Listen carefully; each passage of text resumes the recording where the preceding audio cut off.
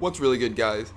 Today I'm going to be telling you about a training mode exploit for POKKEN tournament that's going to allow you to program the CPU to take actions that are a little bit more complex than just what you see in this list here. And this is, to be honest with you, it's a little bit limited in its uses, but I still think it's good information to get out there, and it's pretty interesting nonetheless, so I'm going to show it off. So normally you can tell the CPU to stand still, block, normal attack, grab, counter, jump, low stance, high stance, or dash in any of 4 directions. But we're going to make them do some more complicated things.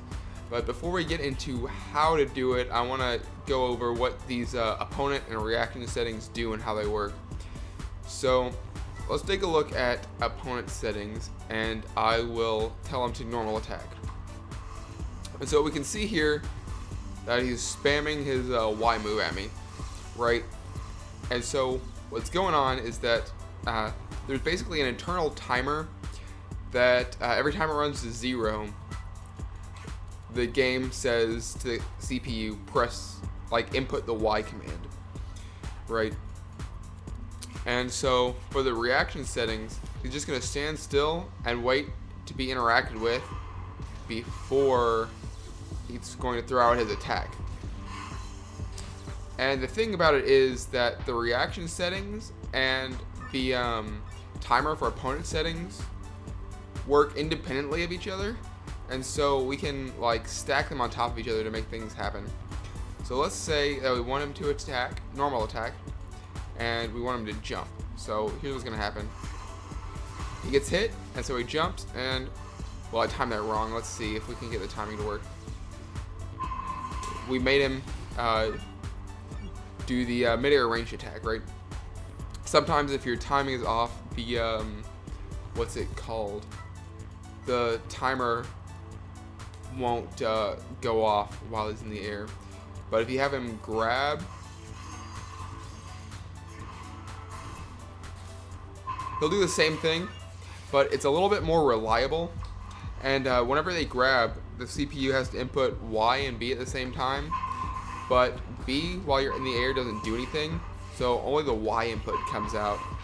And because the grab timer is faster, it's more reliable to get the command to come out that way. And so let's take a look at some other ways that we can use this. We'll do counterattack. Oh, oops. Well, I did not time that right at all.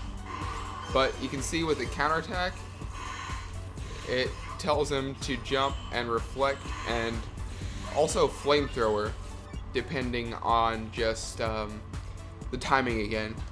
And with counterattack, it tells it X and A, and the A input overrides the X input in this case.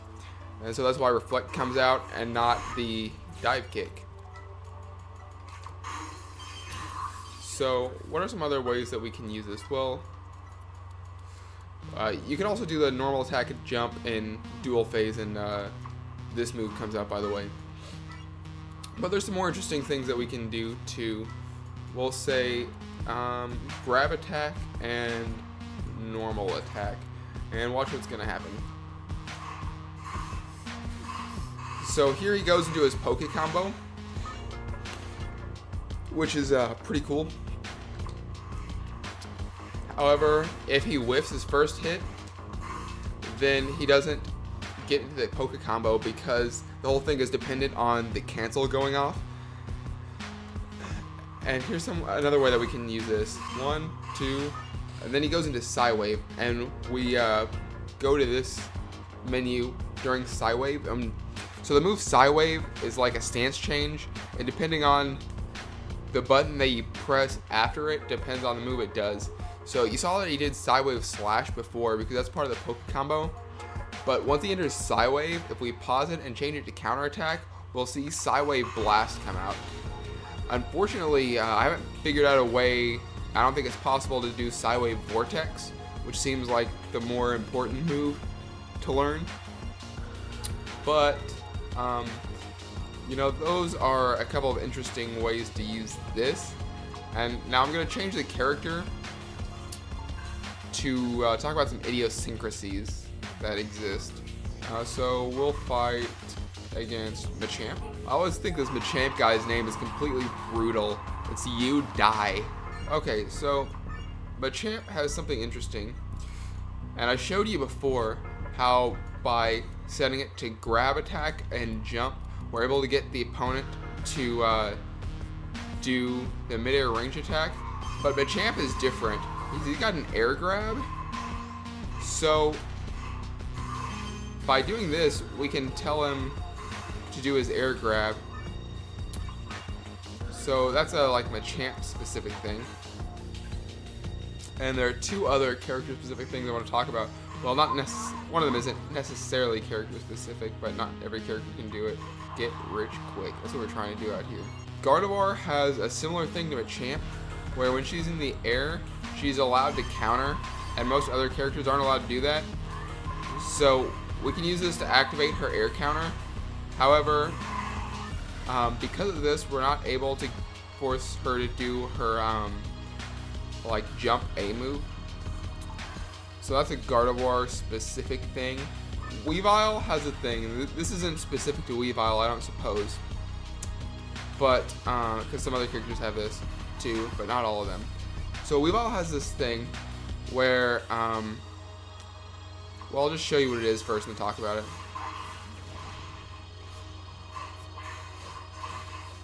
Okay, so you saw that, and before, remember, whenever we had him input the counter command, the A input always overrid. I don't know what the past tense for override is. Holy crap. It would always override the X input with the counter attack. Both whenever we had Shadow Mewtwo go from Psywave into Psywave Blast, and when we had him go into the Reflect after the jump. However, in this case, for whatever reason, whenever we have Weavile start with his Light String and select counterattack, he'll transition into his strong attack follow-up instead of cancel it with his A move. And then from there, he'll cancel it because it's a Poke combo of some sort. I'll show it again. Yeah, but that's what that looks like. And so I didn't show off all of the options that there are. And if you want to know how to do more, you can play around with these different settings. But I wanted to highlight a few things so you can get the gist of how it all works. Something I do want to point out, though, that I think is really important is that, for one thing, the block inputs seem to be programmed in a different way that don't allow us to use that. And what I mean by that is that, well, let's just have them stand still. Most characters, or some of them anyway, will have some sort of mid-air action they can perform if they press R after a jump. And for Shadow Mewtwo, it's this air dash. But if you try to tell them to like block and jump, it doesn't work the same way because they'll just do a neutral jump and not perform their R move in the air. And it works similarly with high and low stance.